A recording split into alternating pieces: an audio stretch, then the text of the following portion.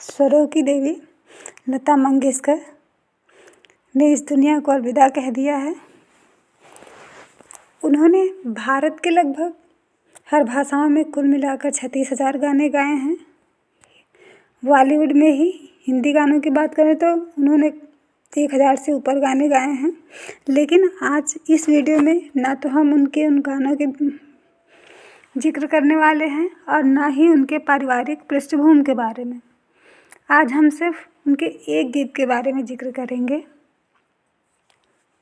जो देशभक्ति के गीतों में, सर्वश्रेष्ठ देशभक्ति के गीतों में शुमार होता है।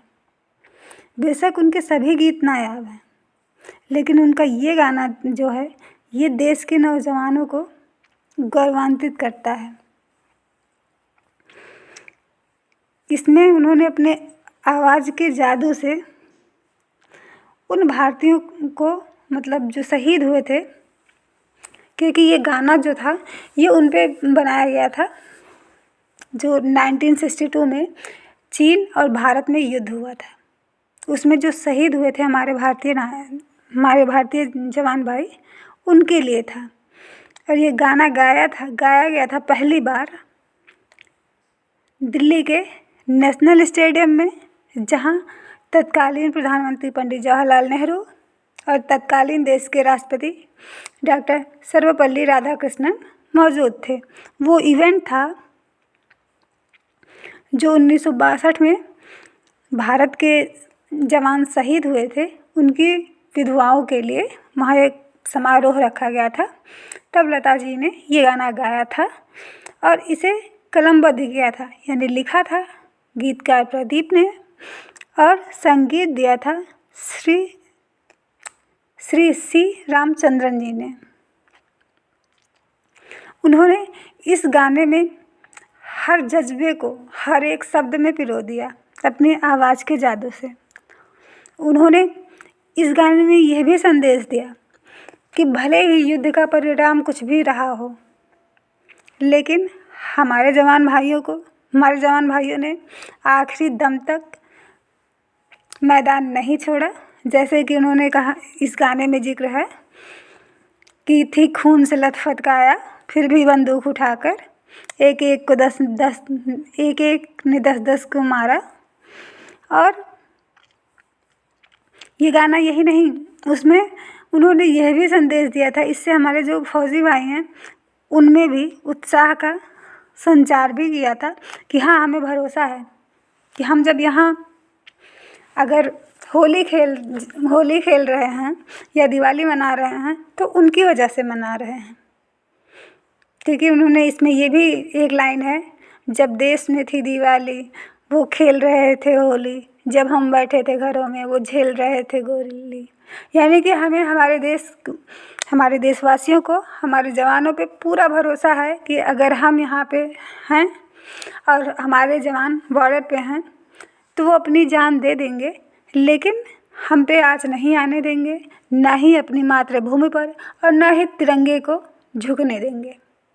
साथ ही उन्होंने यह भी संदेश दिया था कि जब हमारे जवान वहाँ बॉर्डर पे लड़ते हैं तो वहाँ कोई नहीं होता, ना वहाँ पे कोई किसी अलग एरिया की पहचान होती है, ना वहाँ कोई जाति होता है, ना वहाँ कोई धर्म होता है। वो सिर्फ और सिर्फ एक भारतीय सैनिक होते हैं।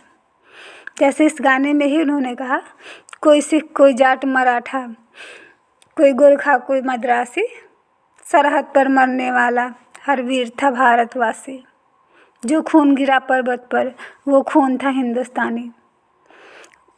मतलब वो सिर्फ तब हिंदुस्तानी होते हैं। ये आज के राजनेताओं को भी शायद अगर वो समझना चाहें तो इस गाने से बहुत कुछ समझ सकते हैं। आज भी यह गीत जब लोग सुनते हैं तो उनकी आंखों में आंसू आ जाता है।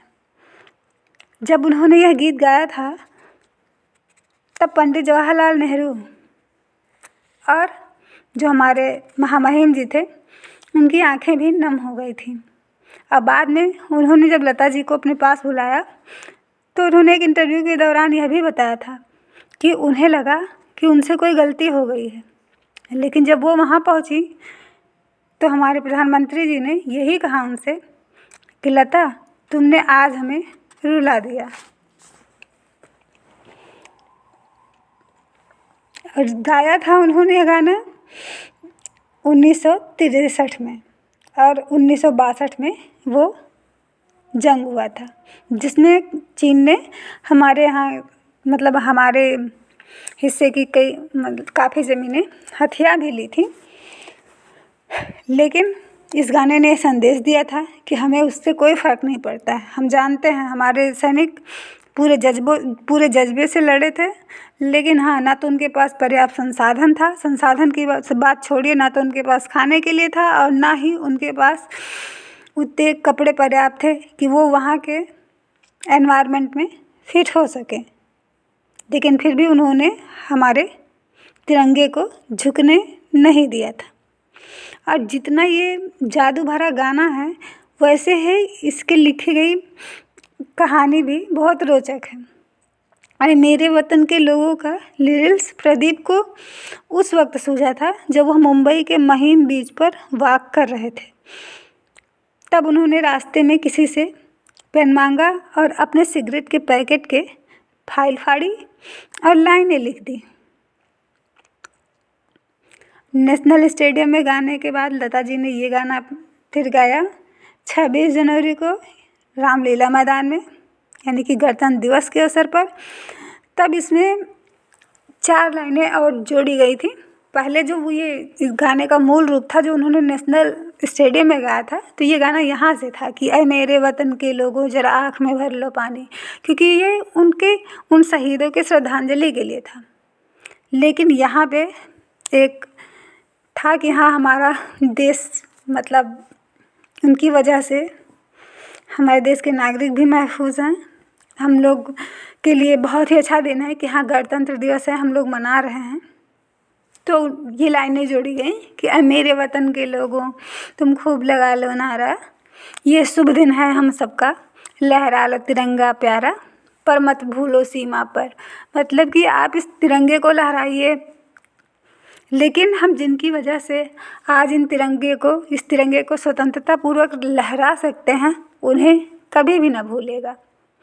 और जिस तरह से लता जी ने इस गाने को गाया, खुद को तो अमर किया ही, चीन भारत के बीच जो युद्ध हुआ था उन शहीदों को भी अमर कर, मतलब शहीद तो वैसे भी अमर होते हैं, लेकिन ये गाना हर पीढ़ी के लोगों को हमेशा याद दिलाता रहेगा कि ऐसा भी कोई युद्ध हुआ था और ऐसी भी कोई गायिका थी जिसने ये गाना गा के अपने देशभक्ति का परिचय दिया था, जिसने एकता भी दिखाई थी। उस गाने में सब कुछ, सारे जज्बात समेटे हुए थे, जहाँ एकता का अर्थ भी था, त्योहारों का भी था, हमारे देश के वीरों के बलिदान की कहानी भी थी। और उसके बाद तो ये गाना कई बार लाल किले से भी गाया गया। आखिरी बार ये गाना उन्होंने 27 जनवरी 2014 को मुंबई में स्वर्ण जयंती समारोह आयोजित हुआ था, उसमें उन्होंने गाया था। उस टाइम वहाँ नरेंद्र मोदी जी, जो कि माननीय नरेंद्र मोदी जी, जो कि हमारे तत्कालीन इस टाइम के प्रधानमंत्री हैं, वो उस समय प्रधानमंत्री नहीं थे लेकिन मौजूद थे और उनकी आंखें भी नम हुई थी। हम उनकी ही बात नहीं कर रहे, हर हिंदुस्तान का हर वो नागरिक जब इस गाने को सुनता है आज भी, तो उसकी आंखें नम ज़रूर हो जाती हैं।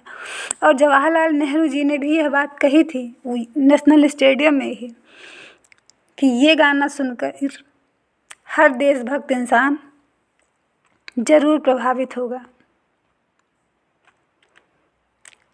और हमें लगता है इस गाने से बेहतर श्रद्धांजलि हम लता जी को और किसी माध्यम से नहीं दे सकते थे, इसलिए हमने इसका जिक्र किया।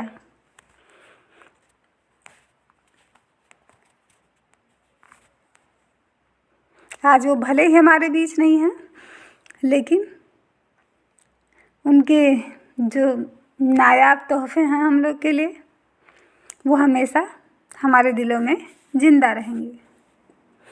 जय हिंद, जय भारत।